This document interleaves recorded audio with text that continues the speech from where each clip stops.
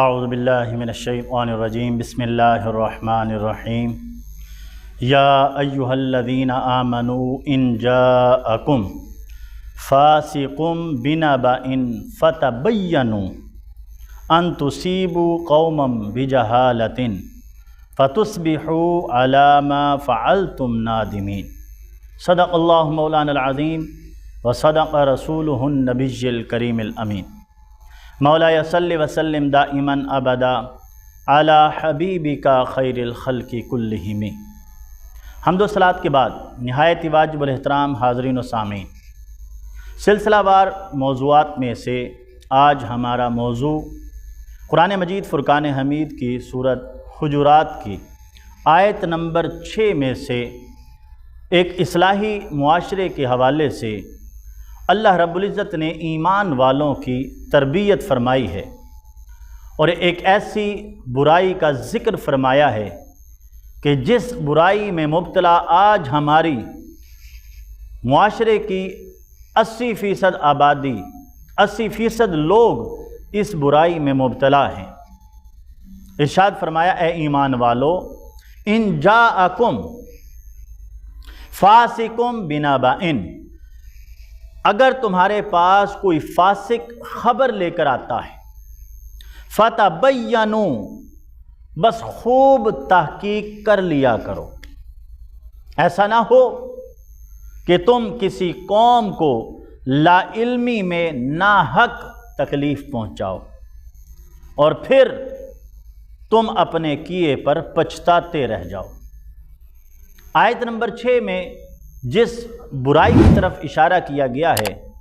وہ ہے فتبینوا، کہ جب تمہارے پاس کوئی خبر آئے تو اس کی تصدیق کر لیا کرو۔ اس آیت کریمہ کے پس منظر میں حضور نبی اکرم صلی اللہ علیہ وسلم نے ایک صحابی کو بنو مستلق، ایک قبیلہ تھا، اس کی طرف بھیجا اور وہ زکوٰۃ اور صدقات کو اکٹھا کرنے کے لیے بھیجا گیا۔ اس قبیلے کے ساتھ ان صحابی کی رنجش تھی۔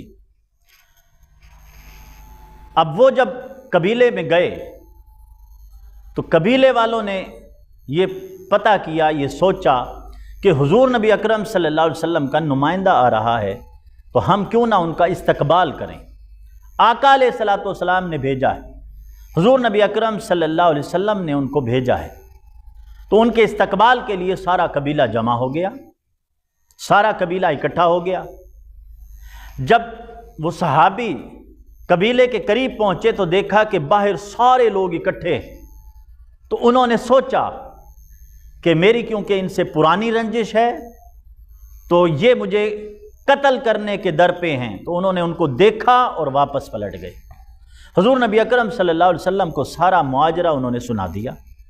آقا علیہ الصلوۃ والسلام نے تصدیق کے لیے حضرت خالد بن ولید کو وہاں پر بھیجا۔ حضرت خالد بن ولید جب وہاں پر گئے تو قبیلے والوں نے صورتحال بتائی کہ ہمارا مقصد یہ تھا کہ ہم حضور نبی اکرم صلی اللہ علیہ وسلم کے بھیجے گئے نمائندے کا استقبال کریں، تکریم کریں کہ حضور نبی اکرم صلی اللہ علیہ وسلم ہمارے آقا نے بھیجا ہے۔ تو سنی سنائی خبر پر آقا علیہ السلام نے تصدیق کروائی۔ اب امام راضی فرماتے ہیں تفسیر اس آیت کریمہ کی بیان کرتے ہوئے کہ یہاں پر فاسق کا ذکر آیا ہے اور فاسق صحابہ کرام تو ہو نہیں سکتے، تو آقا علیہ السلام کے ان صحابہ کرام کی طرف یہ اشارہ نہیں کہ وہ فاسق ہیں، بلکہ اس آیت کریمہ کی روشنی میں امت کی اصلاح فرمائی ہے، امت کی تربیت فرمائی ہے کہ اگر کوئی خبر تمہارے تک پہنچتی ہے تو اس کی خوب تصدیق کر لیا کرو۔ اب فاسق کون ہوتا ہے؟ فاسق وہ ہے، اسے کہتے ہیں کہ جو ایمان تو لے آئے لیکن ایمان لانے کے بعد اللہ رب العزت کی نافرمانی کرے، اللہ کے رسول کی نافرمانی کرے، قرآن کی تعلیمات سے ہٹ کر حرام کام کا اور کبیرہ گناہوں کا مرتکب ٹھہرے، اس کو فاسق کہتے ہیں۔ تو ہمارے معاشرے میں اگر ہم دیکھیں تو ہمارا میڈیا، سوشل میڈیا لگا لیں، ہماری خبریں لگا لیں، ایک دوسرے کے پاس ایک دوسرے کو خبریں پہنچانا، سب سے زیادہ تو ہم خبر سنتے ہیں اور تصدیق نہیں کرتے اور تصدیق کے بغیر ہی اس پر حکم جاری کر دیتے۔ اپنی رائے دے دیتے ہیں۔ یہ برائی جو ہے یہ اگر کسی میں پائی جائے تو یہ ذاتی برائی کا باعث بھی بنتی، معاشرتی خاندانی بگاڑ کا باعث بھی بنتی ہے، معاشرے کے بگاڑ کا باعث بھی بنتی۔ ہم کسی سے خبر سنتے ہیں، بغیر تصدیق کیے ہم فیصلہ جاری فرما دیتے ہیں۔ ہم کسی سے خبر سنتے ہیں کہ فلاں نے تمہارے بارے میں یہ بات کی ہے، ابھی ہم ان کے بارے میں سنتے ہی ہیں، ہم اپنے کمنٹس بھی دے دیتے ہیں، بعد میں پتہ چلتا ہے جس طرح قرآن نے فرمایا کہ تم کسی قوم کو ناحق تکلیف دے بیٹھو اور بعد میں پھر تم پچھتاتے پھرو۔ تو یہاں پر بھی یہی بات ہے کہ ہم کسی رشتہ دار کی، کسی دوست کی خبر سنتے ہیں کہ فلاں نے تمہارے بارے میں یہ کہہ دیا، فلاں رشتہ دار نے تمہارے بارے میں یہ کہہ دیا، فلاں دوست نے تمہارے بارے میں یہ کہہ دیا۔ ہم خبر سنتے ہیں اور خبر سن کر رائے دے دیتے ہیں، ہم نفرت پیدا کر دیتے ہیں، ہم اپنی طرف سے اس کے بارے میں برا بھلا کہنا شروع کر دیتے ہیں، تصدیق نہیں کرتے، بعد میں ہمیں پتہ چلتا ہے کہ یہ بات تو فلاں نے کی ہی نہیں۔ آج سوشل میڈیا پہ ہم خبر سنتے ہیں، بڑا مسالہ لگایا جاتا ہے، خبر کو لوگوں کو دکھانے کے لیے بڑی باتیں کی جاتی ہیں۔ آج ہم خبریں دیکھیں تو تھمبنیل ایسے لگائے جاتے ہیں، جب ہم اس کو کلک کرتے ہیں، کھولتے ہیں سوشل میڈیا، جھوٹ پر مبنی بات ہوتی ہے، اندر اس کے بارے میں کوئی بات ایسی ہوتی نہیں۔ تو کتنا بگاڑ پیدا کر دیا گیا، کتنی نفرتیں پھیلا دی گئیں، معاشرے میں بگاڑ کا باعث بن گئی یہ بات، خاندانی بگاڑ کا باعث بن گئی، ذاتی بگاڑ کا باعث بن گئی۔ کیا کہ ہم نے قرآن کی اس تعلیم کو چھوڑ دیا کہ اللہ رب العزت نے ارشاد فرمایا اے ایمان والو تم اپنے منصب کو سمجھو، اپنے سٹیٹس کو سمجھو، تم اللہ اور اس کے رسول کی فرما برداری میں آ گئے ہو، اب تمہارے پاس کوئی خبر لے کر آتا ہے تو پھر اس کی خوب تصدیق کر لیا کرو، تحقیق کر لیا کرو کہ ہاں یہ بات آیا سچ بھی ہے یا نہیں۔ اگر سچ ہے تو پھر وہ بات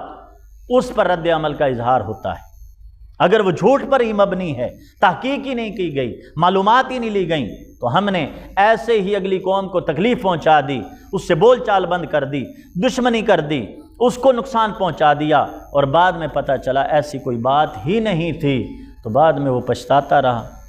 تو پھر کوئی فائدہ نہیں پہنچے گا۔ تو ہمیں حدیث مصطفیٰ صلی اللہ علیہ وسلم سے بھی اسی بات کی ہمیں تربیت ملتی ہے۔ آقا علیہ السلام نے ارشاد فرمایا انسان کے جھوٹا ہونے کے لیے